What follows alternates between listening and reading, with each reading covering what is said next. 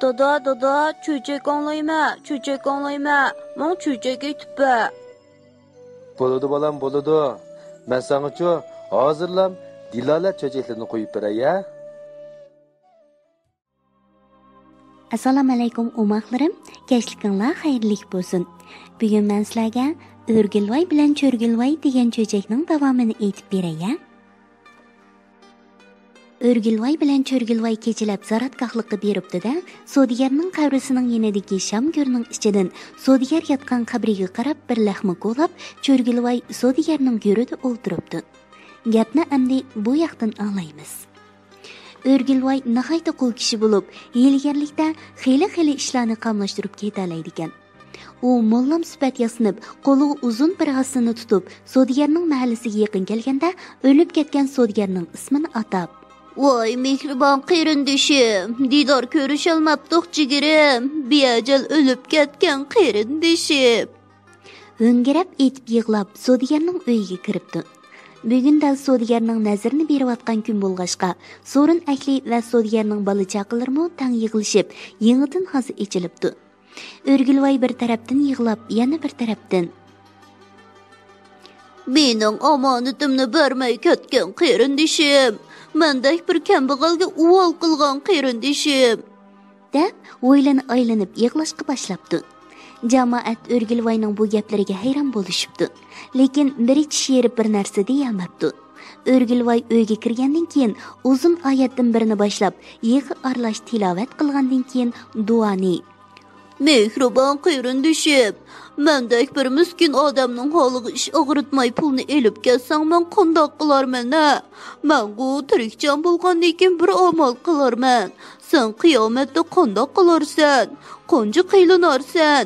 Bolaringning insovi bo'lsa berar, bo'lmasa men o'g'il bo'lgani bo'lganda. Isit deb oxirlashtirib yig'lab o'ltiribdi. Yurt aqsoqollari va Sodigarning cho'ng o'g'li bu gapga hayron bo'lib, nemish ekanligini so'rabdi. O'rgilvoy: "Sizlarga degan bilan sizlar bir taraf qila olmaysizlar. Men qiyomatda o'zim hisoblashaman" deb chiqib ketishga tamshilibdi. Bu gapni anglagan Sodigarning cho'ng o'g'li: "Ota, qandoq gaplar bo'lsa da'varsizlar, otamning qanchalik qarzi bo'lsa-mu to'laymiz" debdi. "Rost to'lay olamsizlar" debdi O'rgilvoy. "Otimiz uchun jinimiz pido" debdi o'g'illar. "Undoq bo'lsa, rahmati dadanglar karvonlar bilan Besyor shahriga mol elib borganda, ikkimiz birdanda qo'ngan. Muhtaram tehi savdo qilmay turiblar, yangi bir mol olmoqchi bo'lib qoldi. Molning xaridori ko'p. Dadanglarning yanida pul ozroq bo'lganlikdan, ipida kelgan molni qochirib etmaydi. Mendan 1000 dollar qarz olgandi. Dadanglar nihoyatda yuzlik odam bo'lg'ashqa, biror isbot ilib olmabdi ekanman. Bundoq bo'lishini bilgan bo'lsam, uningdan biror hujjat ilib olatdim. Mengu mayli, bechora qiyomatda ko'p dard tortadigan bo'ldi-da" deb texim unsilib odamning yuragini askudak yig'lashga boshlabdi. So'rin ahli bu ishga hayron bo'lib jim turishibdi. Bir ozdan keyin shu yerning imomi O'rgilvoyning taqturqi va ta'sirli gaplariga qarab, uning ko'z yoshiga ish og'ritgan bo'lib, o'lib ketgan Sodigarning mahshargohda yuzining yo'riq bo'lishi uchun ko'p duo qilib, Sodigarning bolalarining oyog'idan shamol o'sib tursa, bu qarzni to'laydiganligini bildiribdi. Cho'ng o'g'li: "Birinchidan, dadamning qarz olganligi haqida qilcha isbot yo'q. Ikkinchidan, dadam shuncha to'lg'an boy turib, bu odamda buncha ko'p pul qarz olmaydi" deb bermaslikda mahkam turibdi. "Ishonmisizlar?" debdi O'rgilvoy. "Biz zaratgohlikka berib, dadalardan so'rab boqayli. Agar rost desa berisizlar, yolg'on desa meni qandoq qilasizlar mayli-ku." Shuning bilan u jamoatni boshlab zaratgohlikka yo'l oldi va yaqin kelganda: "Mening pulimni bermay yerlikda yetib olgan boyoxonim, endi uning o'g'liga qandoq chidayotgansan deb qattiq unsilib yerlikka yaqin keldi va Sodigarning kichik o'g'liga: "Qani, o'zlarim o'sha yerda turib, dadlardan bir so'rab ko'rsinlar" debdi. Bu chaqda Sodigarning ko'rida o'ltirgan Cho'rgilvoy qabri sirtidagi taroq turuq va yig'i ovozini anglab turibdi. Sodigarning kichik o'g'li to'g'lashga boshlabdi. Dada, Besyor shahrida O'rgilvoy degan savdogardan 1000 tilla qarz olganing rostmi? Bu ovoz Cho'rgilvoyga aniq anglab turibdi, ammo u javob bermabdi. Savol 3 qitim takrorlanganda yer tegidan Voy jinim bolalarım, jinim bak qiynalib ketdi. Sizlar birinchi qitim tovluganda men dozoqning takti asrosiga tushib ketgan. Ikkinchi qitim tovluganda hayot vaqtimda to'layolmagan qarzimni to'lab olay deb yuqorga chiqib o'tdim. Üçüncü qitim tovluganda aran chiqib qoldim. Jinim bolalarım, meni u dunyo bu dunyo rozi qilay deysanglar, O'rgilvoydan olgan 1000 tillaga yana 100 tilla qo'shib, men meni degan arg'umoqqa mindirib yo'lga selib qo'yinglar. Men sizlarda rozi bo'lib ketay. Jinim baq qiynalib ketdi. Menga ishinglar og'risin. degan sado ketdi. Jamoat texmi hayron bo'lib, yaqinlarini tutishib to'g'ri qipti. İmam Axunum uzun süredən birini başlap, cemaatni to'g'ri qilishga undab, duoni tugatgandan keyin zaratgohlikdan qaytibdi va uyga kirgandan keyin O'rgilvoyga to'n kiygizib, savdogarning etini jabtib, 1100 tillani berib, yo'lga selib qo'yibdi. Atqa mingan O'rgilvoy jamoat bilan xo'shlashib, atqa bir qamchi salgankan, zaratgohlikning oldidagi yo'l bilan o'tib uyga qarab chepibdi. Amni gapni O'rgilvoydan anglaymiz. Cho'rgilvoy o'pir-to'pir yo'qolgandan keyin savdogarning yerligidan chiqib, laxmini puxtalab etib, bir qabrining orqasiga mo'kib o'ltirsa, bir vaqtda O'rgilvoy ot chepib kelayotgudek. U O'rgilvoyni to'xtaydi deb saqlab tursa, O'rgilvoy etini qamchilagancha ketib qopdi. Cho'rgilvoy otning kaynidan qo'g'labdi. Cho'rgilvoyning qo'g'lab kelayotganligini ko'rgan O'rgilvoy xurjindagi tillardan har 10 mangdamda biridan tashlab mengibdi.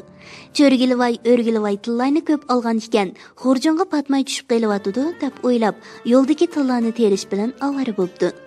O'rgilvoy etini tinmay qamchilab uyga kelibla, do'qmishqanni tovlabdi. U ayoliga darhol Xotin, to'xodim birini bo'g'izlab qiynini eqtib, Cho'rgilvoy kirganda meni qon qusib o'ldi degan. Men xurjin kitullarning yermini bir yerga jimiqtirib, kichik xurjinga yermini qochilab otqartib qo'yay, debdi. Do'qmishqan aldirab tenab yurib shunda qipti va O'rgilvoyning beshida ozi ichib o'ltiribdi. Bir vaqtdan keyin Cho'rgilvoy yetib kelibdi. Qarasa, O'rgilvoy o'lgan. Do'qmishqan ozi ichib o'ltirgan.